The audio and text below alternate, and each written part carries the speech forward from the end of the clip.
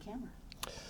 Today is Friday, May 20th, 2016, and my name is Tony Hilliard. I'm a volunteer at the Atlanta History Center, and with me is Sue Verhoff, the senior archivist here at the center. We're here today to record the oral history of Mr. James Holcombe, Jr., who served in the U.S. Army during the Vietnam War.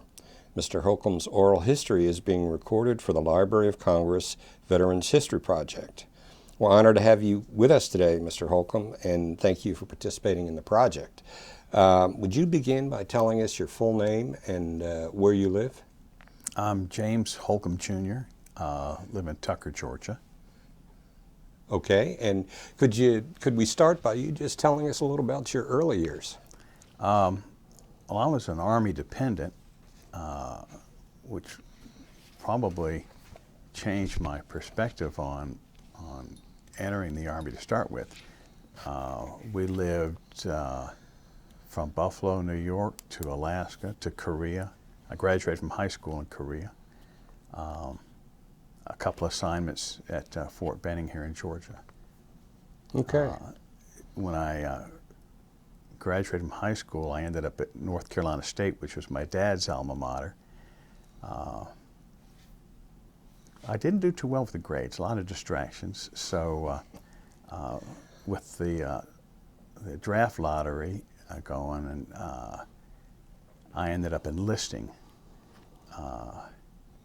in April of 1968. When you were at North Carolina State, were you involved in ROTC at all? Yes, I was. Okay. What was that experience like? I honestly don't remember much about it.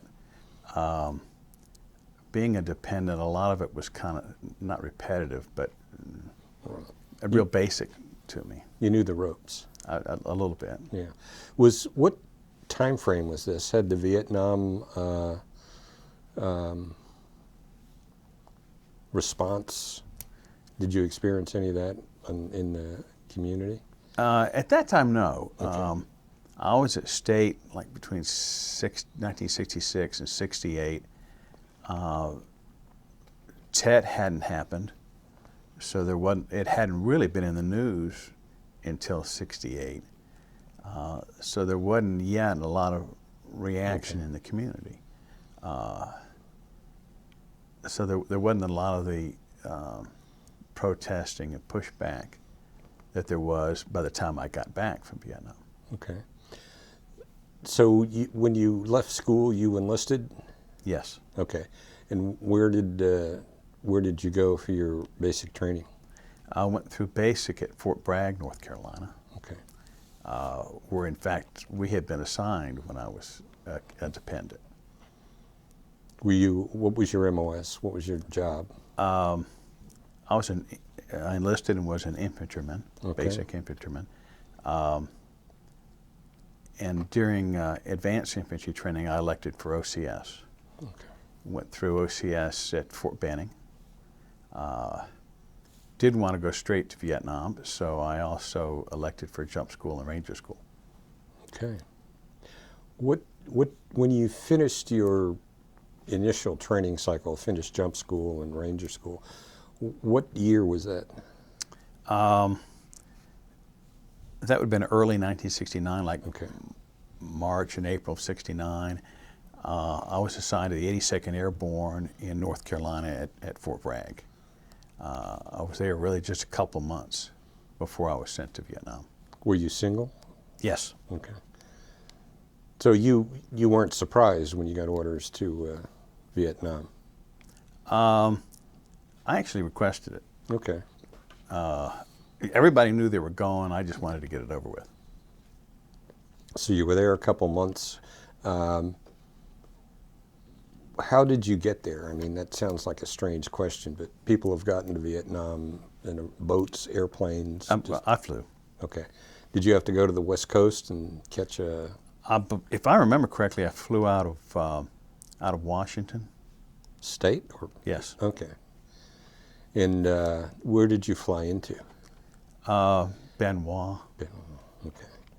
What was your reaction? What was your first impression of Vietnam when you got there?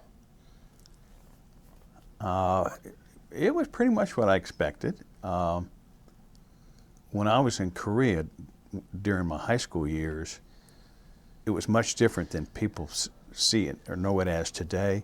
It was very primitive, very rural, very agrarian, pretty much what I expected. And in fact, my dad had been assigned there in 1951, so he had stories he told me about it. Yeah, I can imagine. Okay, so you're in country, you've arrived, and what was the processing like? How did you get to your final unit? When I arrived, they immediately assigned me to the first cav, and I probably spent a couple days in processing, I'm thinking. And initially, for whatever reason,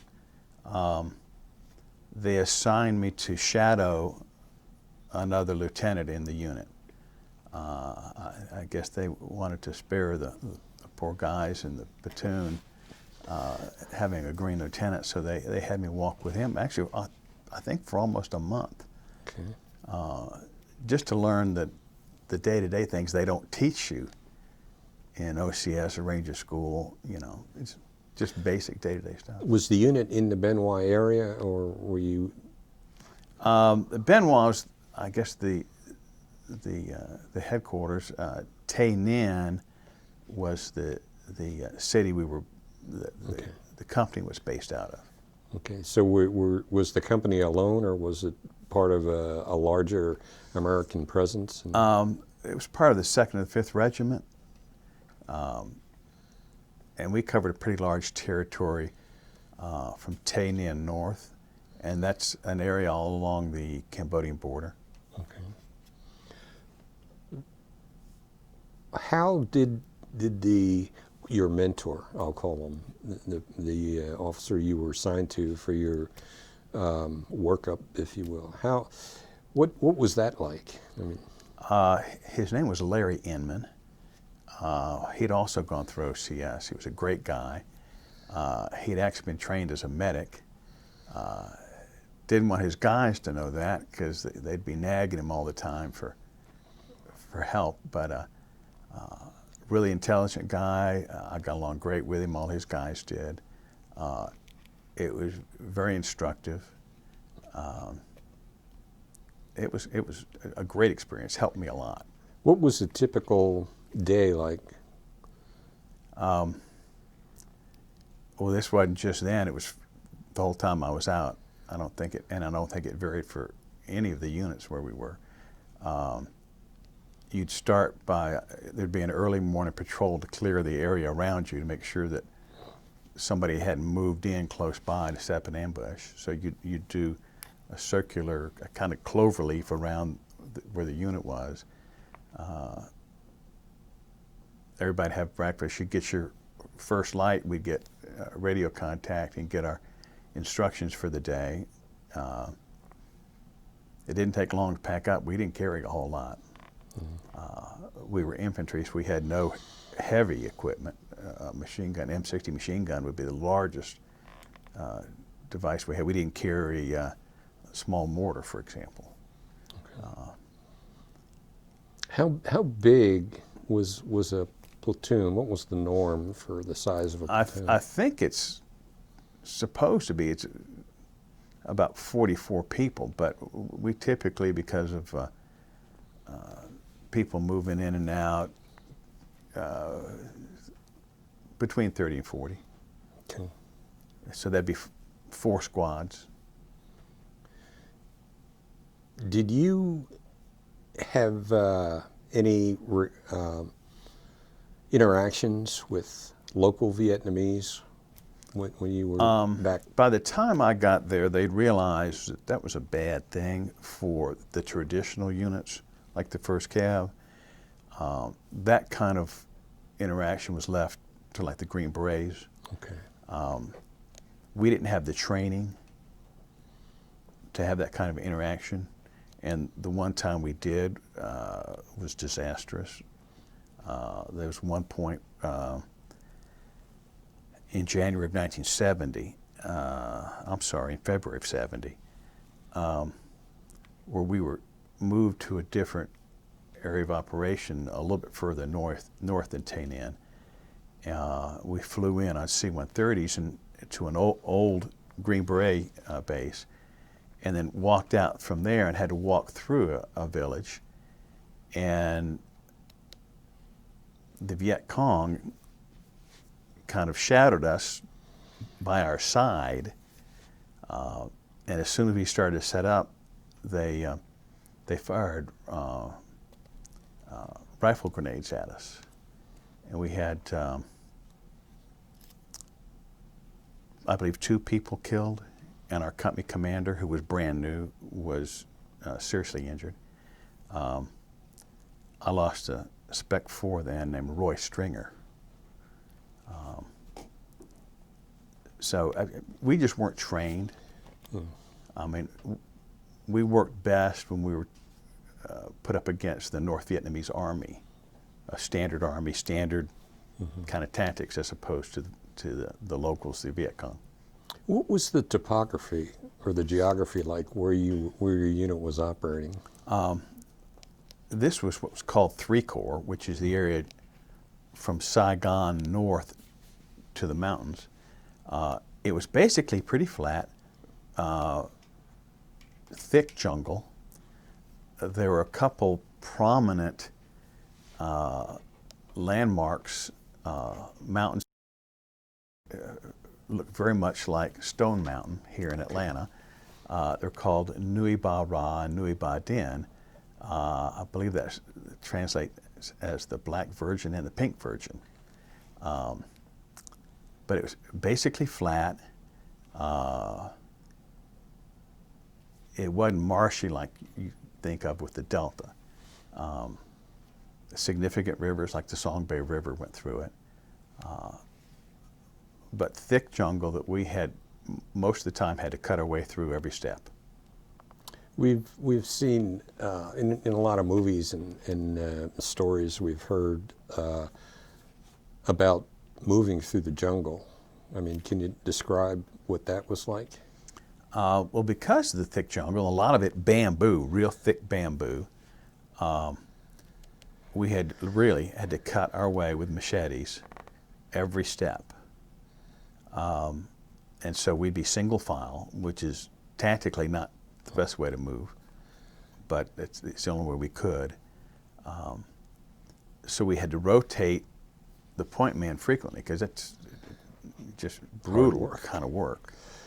And you never knew what you were going to run into in terms of animal and insects. So it was difficult.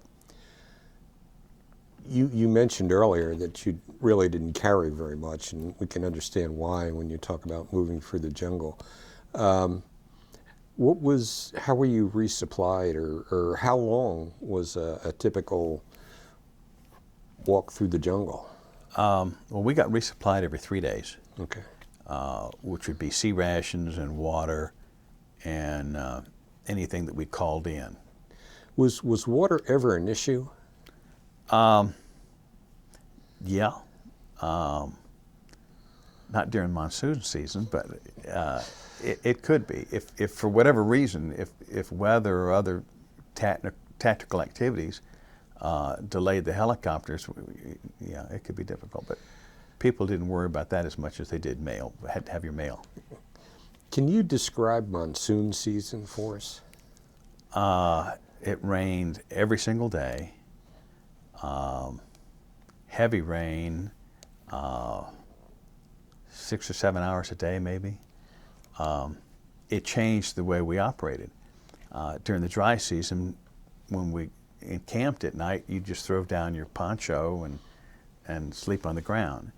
During monsoon season, you'd fashion a hammock, or you'd buy one, and you'd sleep in the hammock up off the ground.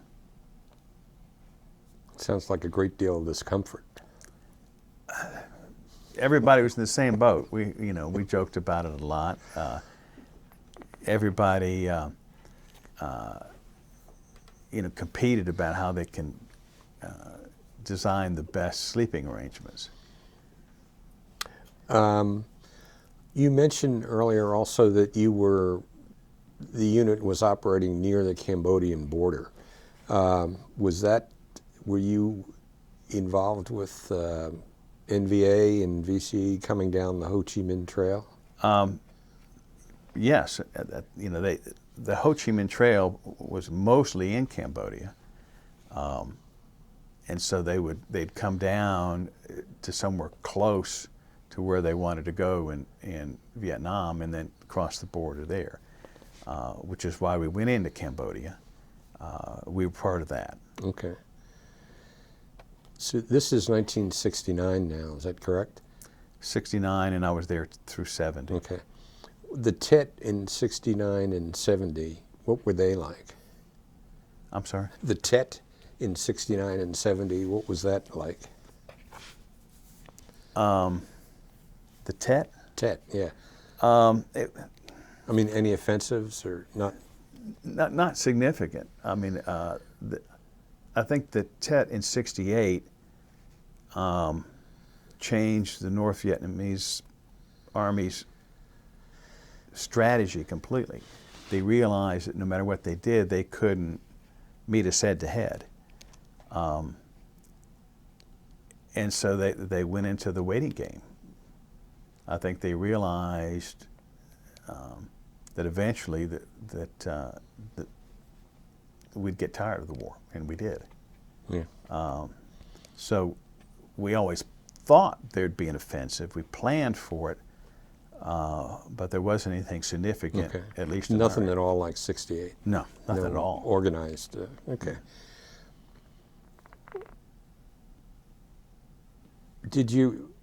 Were you in the field the whole time you were there? The answer is yes, but I was a platoon leader for the first 8 months, and then they moved me to the position of the S3 Air, which is the operations department that does the planning and execution of the air mobile activities. So every day I'd get with the aviation unit and let them know how many aircraft we needed and where they'd go. A lot of people have seen the movie about the first Cav. We were soldiers once and young. Did you see that film? Yeah. A couple times. Did you? Matter of fact, I'm planning on going up to a presentation June 1st next week by the gentleman that wrote the book. Joe Galloway. Do you think that that's reflective or fairly reflective of the situation? It was very reflective of those early years before the Tet 68. The Vietnamese had large units all through Vietnam, and they were ready to go head to head with the U.S. units. But again, like it reflects in that movie, that was the first time we really used a lot of air mobile resources. And that Tet, I think, made them realize that they couldn't go head to head with us because we had those resources. And I think that's when they went in, they had the strategy of just waiting us out. Okay. They kept things active, but they didn't try to go head to head with us anymore.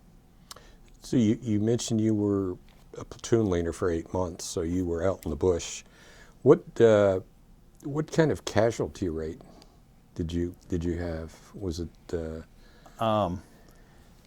Again, because we didn't have any more significant contacts like Tet, it was much lower than people think about. I only had 2 casualties in my platoon in the time I was there. I already mentioned Don Ray McIntyre, and I also had another private. It was his second day in country. His name was Leroy Stringer, and we had put him back behind everybody else to try and keep him out of trouble, and an RPG just went over everything and hit the tree we had him hiding behind. So those are the only 2 casualties I had. Some of the other units, obviously had some problems. You can walk into a bunker complex and you'd be in real trouble. But we were lucky. That's good. positive. Forgot what I was going to ask you. Just bear with me a second. What was morale like? It varied, and there were a lot of stories. I'm sure people have heard about. Our morale was good. Of course, everybody always had, they were draftees for the most part. Didn't really want to be there, and everybody was starting to question it by then. Why were we there, and is it really working? People would get letters from home, and there'd be problems, and there'd be morale problems. There'd be some people that just couldn't handle being there. They were so nervous and uptight. There were some people we just had to send back to rear jobs. They were so nervous it was upsetting the rest of the platoon. In our unit, I think morale was good. There were other units, near us where we learned of fraggings, things like that. But in general, I think our unit had really good morale. Okay. Can you describe a little bit your duty as the S3 Air? Again, the S3 organization is operations. They plan and organize all of the activities, the tactical activities. As I reported to the S3, and my responsibility was limited to coordinating all of the air mobile activities. For a battalion or the regiment? For the battalion. Okay.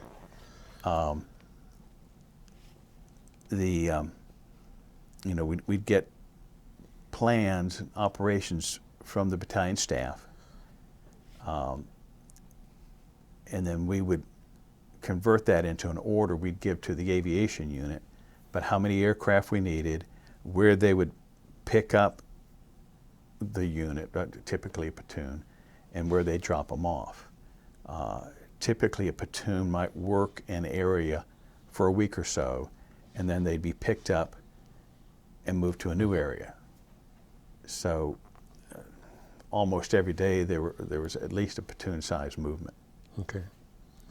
So was for a maneuver platoon, like you were in a week time out in the bush? Is that? Well, no, we were out in the bush about a month at a time. Okay. But you'd move to it.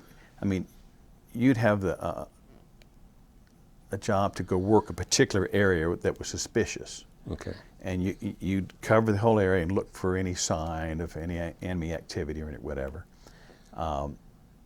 And if you worked it all out and there was nothing there, they'd pick you up and you move to the next area that had suspicion. And we'd be out 4 to 6 weeks, and they'd bring us back to the fire base where you'd get resupplied and cleaned up, and you'd provide a green line guard. You'd provide the protection on the perimeter of the fire base. And then you'd rotate with another platoon. Okay.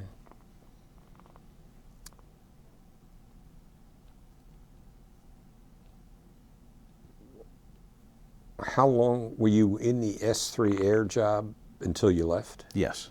And when did you leave?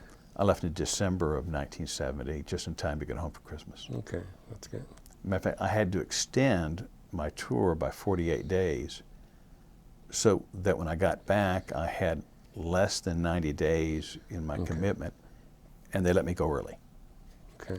So when I got home for Christmas, I was done and had already made arrangements to return to school. Okay.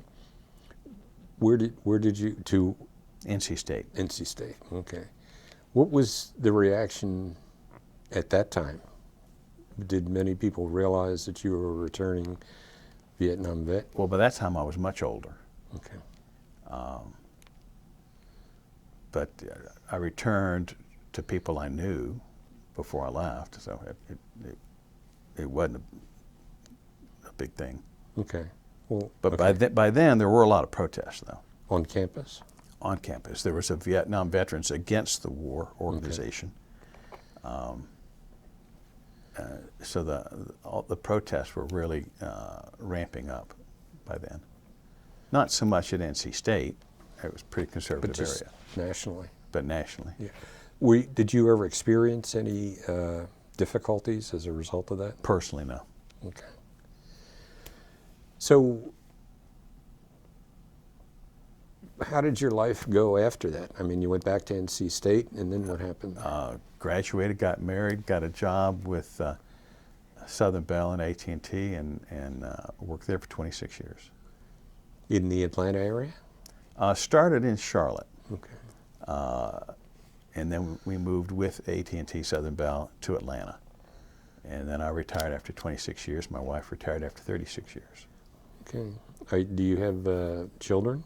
Have 2 children, both born here in Atlanta. Both older now, and I've got 1 grandchild with 1 on the way. Outstanding. Did you have any questions? Not yet. I'm frantically writing. Okay. One of the things we like to do is give the veteran the opportunity to make editorial comment, about any topic they wish to comment on. Vietnam, current conflicts, situations in general, or their perspective on life. So. Well, again, because I was a dependent, I don't think I went through a lot of the stresses that a lot of people did. I had a lot of additional training, so I felt I was prepared. And even now, looking back, I think everybody agrees it was an unnecessary conflict. I don't regret having gone.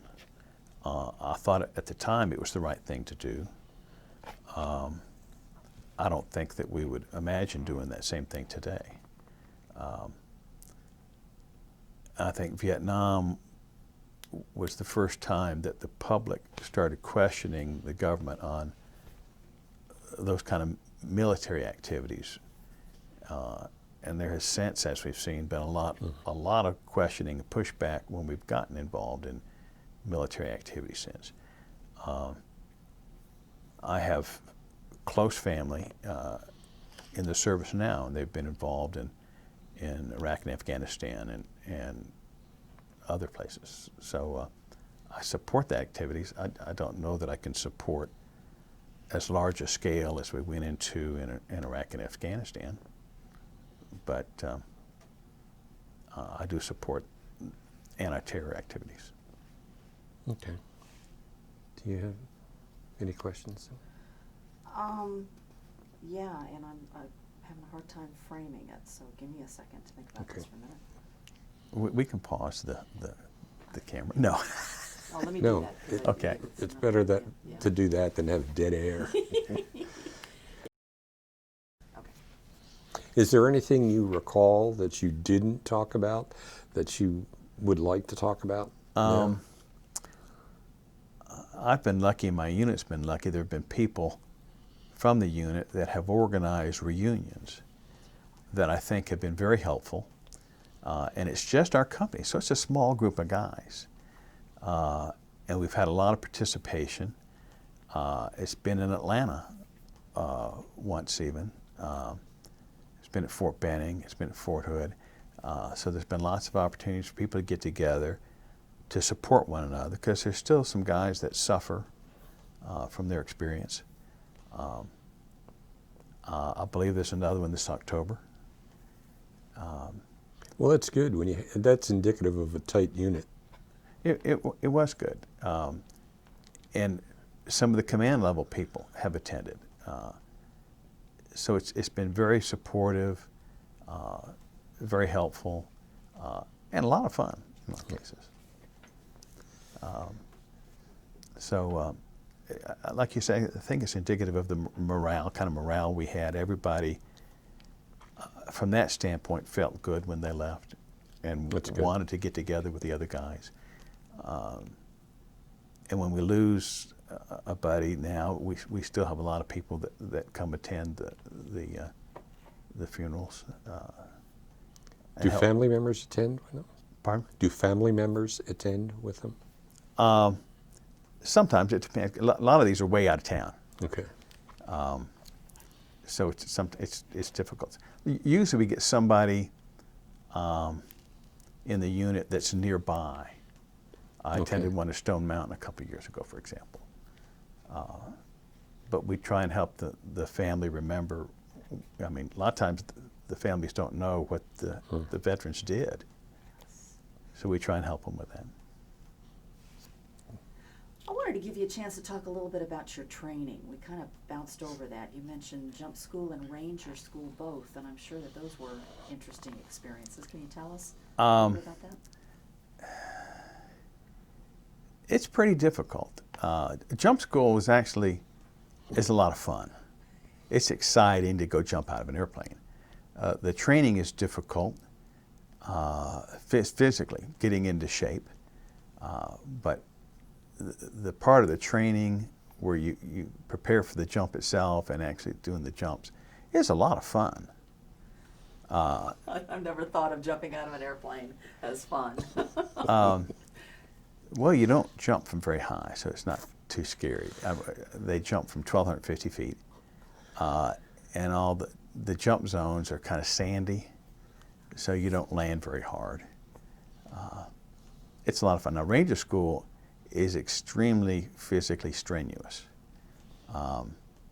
The idea there is to put stress on you equal to the kind of stress you'd see in combat. They can't put you in a combat situation, but they can stress you otherwise by not giving you enough to eat, not getting you enough sleep, so that you're stressed the same way you might be in combat. So it's difficult, and you go to Dahlonega in the winter, it's really cold. And then you go to Florida, and it's wet and nasty, and so it's stressful. It's definitely not fun. But for career folks, it's almost a requirement. If you're going to be a career infantry or in any of the combat arms, it's almost a requirement now. How old were you at the time you went through this training? 21, 22. Okay. And I thought I was in good shape. I wasn't. You mentioned some of the wildlife that, going through those, I'm going to take you back, sorry, we're jumping around a little bit, take you back to Vietnam here. Some of the wildlife, do you recall any episodes with insects or disease or, things that you dealt with? Well, you'll see in the pictures, there were tigers. I'll tell the story. We had set up an ambush with a little tripwire to set off a claymore mine. And then the squad, set themselves up like 30 yards off the trail where we set up this tripwire. Well, late that night, they heard this sound. It was the tiger. And everybody was kind of holding their breath. He's kind of noisy. He lets everybody know that he's around. And even though we used fishing line, which is almost invisible as the tripwire, he saw it and and this is the middle of the night, steps over it with his front feet, and he steps over it with his rear feet, but his tail hit it. And the claymore basically blew his rear end off, but it didn't kill him. And he was really mad about this and let us know about it. And no one was going to go check this out. He died sometime during the night, and then someone in the group said, "Oh, I know how to skin this and take care of it." So that he skinned it, and we carried it around for a couple of days, and he really didn't know how to take care of it. It got kind of stinky after a while. But some of the pictures I gave you are of the tiger. There were typical jungle kind of animals, big monitor lizards, monkeys that didn't like us to be in their area, and they'd throw rocks and things at us from up in the trees. Lots of snakes, bamboo vipers. I don't know if that's the real name, but green poisonous snakes that lived a couple feet off the ground in the bamboo. Banded crates, which is a very poisonous snake.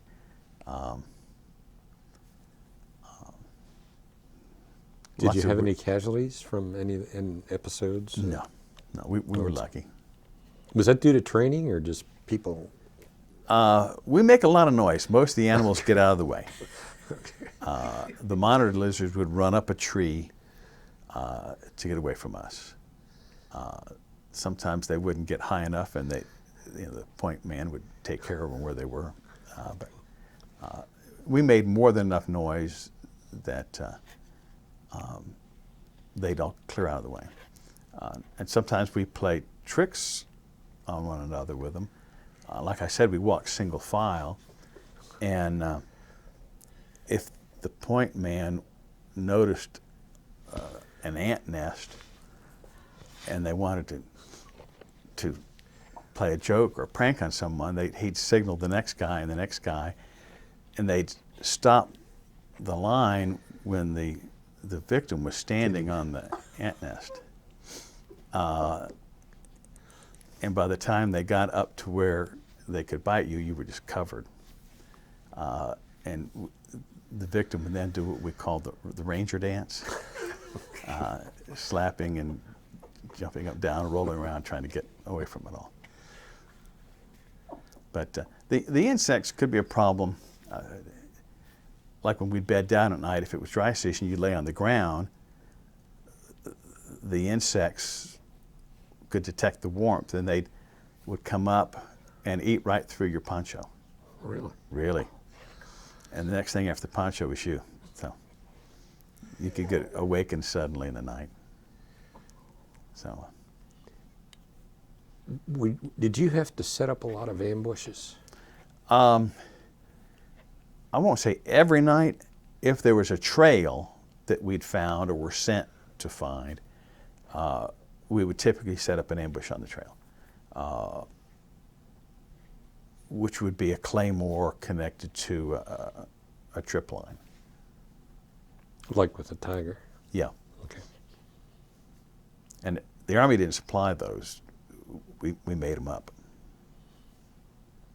Okay. Did you have anything else? Are there any other memories when you look back, incidents that stand either humorous or otherwise that stand out? There must have been. I don't. One thing that was funny. Our battalion commander sent a notice out to everybody. We would regularly get these Red Cross boxes that would have candy, cigarettes, paperback books, things like that we never got directly from the Army. But he said if anybody gets a Louis L'Amour paperback, they should be sent directly to him. He was a fan, and so we sent all those directly to him first. So. I noticed on your bio form that you were awarded a Bronze Star and you received a Purple Heart. The incident where Don Ray McIntyre was killed, there was one of those rifle grenades that landed near me, and I got some shrapnel in my right hip. It wasn't serious, but I got a Purple Heart. Were you medevaced or? I did go back a day later, mostly just to get a tetanus shot. Okay. And came right back. What was it? I mean, it sounds painful. What was it like moving around in the jungle with a shrapnel wound? It wasn't that bad. The medic didn't even attempt to fish it out. Okay. Really? Wow. So I was lucky.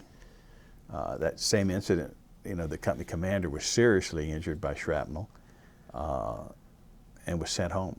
So I was lucky. Right place at the right time.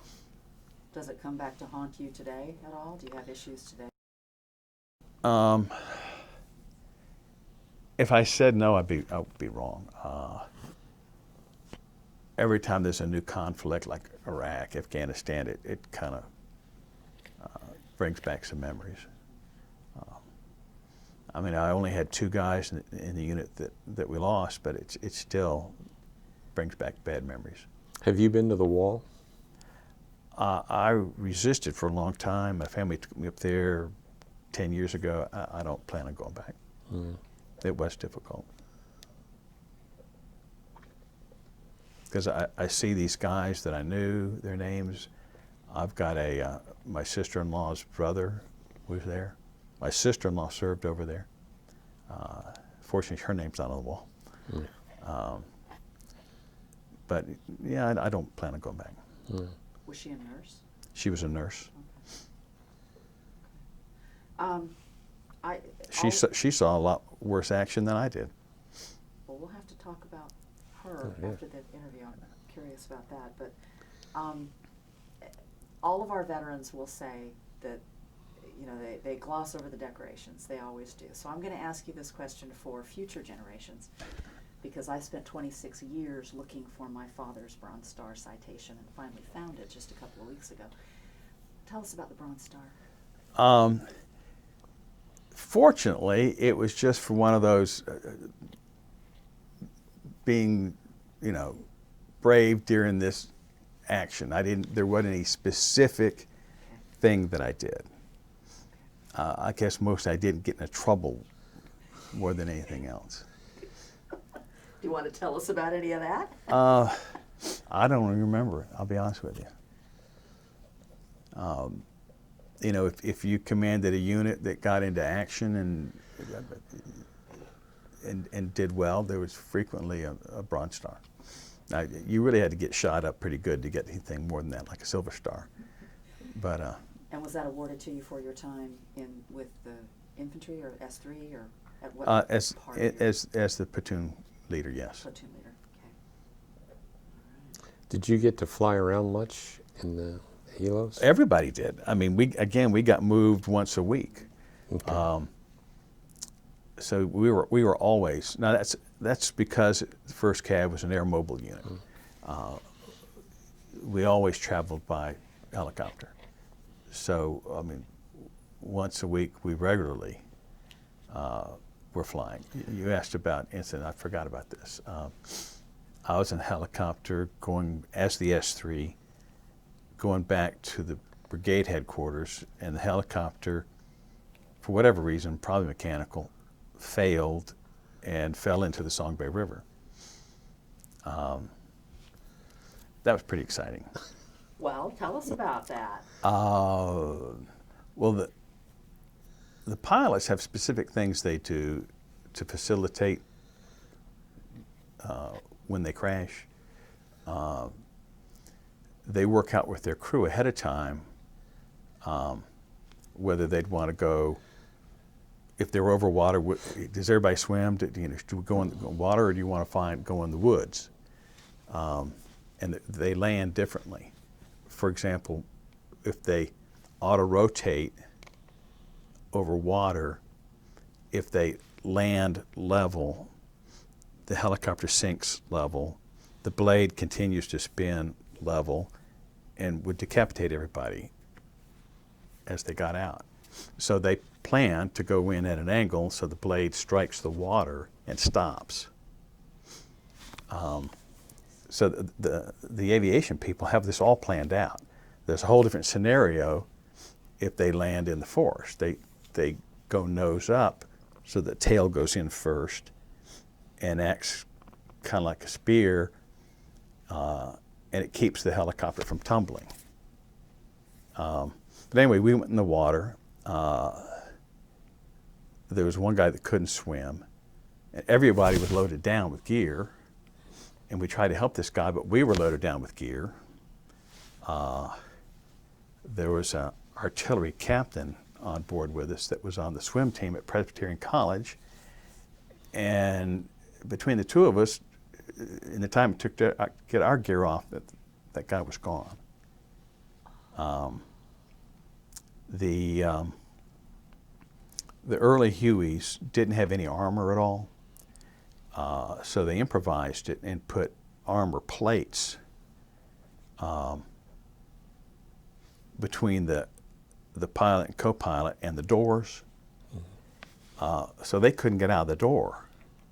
Every time they landed, the crew chief would have to get out through the cargo door and move these armor plates. So if there was a crash, they would have to get out by going over their seat into the cargo area and then out. Well, if you're auto-rotating, you're not unbuckling and unhooking, you're flying the aircraft. So the last person to begin and exit is the pilot. We lost the pilot.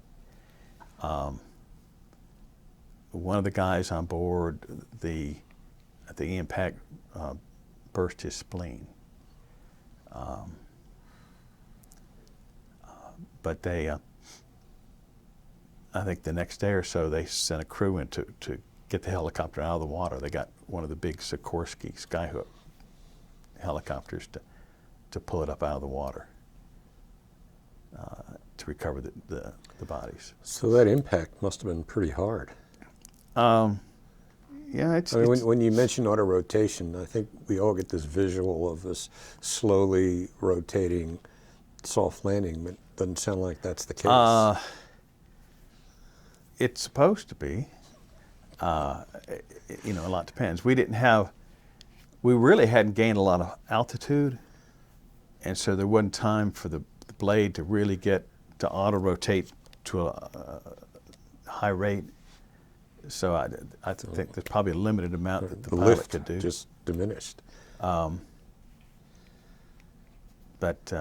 those of you that were able to exit, I'm assuming you swam to shore, and did somebody come help? Or you went They had to have all this planned, and they trained to do this.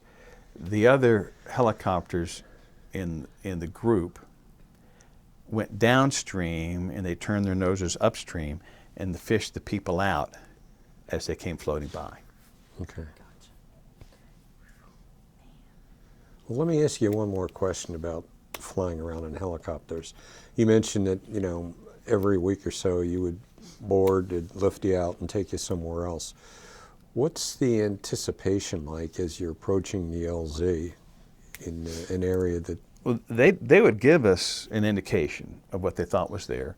There was always some kind of artillery prep or prep by the gunships. So we never went in there just, you know, naked. Yeah.